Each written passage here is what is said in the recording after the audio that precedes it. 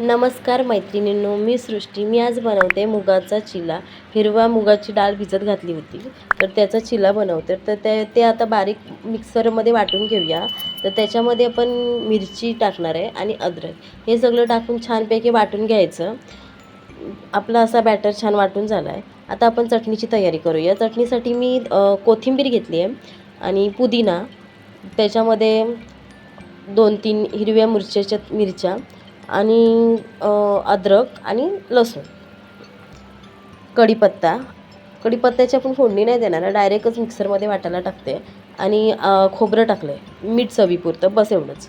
आता ती चटणी आपण वाटून घेतली. त्याच्यामध्ये आपण बॅटरमध्ये आपण मीठ टाकूया. हे काय रात्रभर भिजवावं लागत नाही, त्याच्यामुळे डोश्यासारखं रात्रभर काय भिजत घालून वगैरे असं काय नाही. अर्धा 1-2 तास जर भिजत घातली डाळ तरीसुद्धा हे छान असे होतात.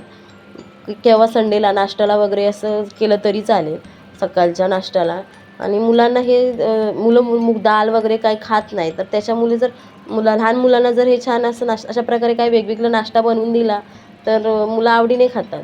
तर अशा प्रकारे छान बनवायचं. आता आपला डोसा रेडी आहे. मुगाचा चिला बोलतात त्याला, मूग दालचा चिला. आपली ही चटणी तयार केली ती. Thanks for watching. माझ्या चॅनलवरती नवीन असाल तर प्लीज सबस्क्राईब करायला विसरू नका. Thank you so much.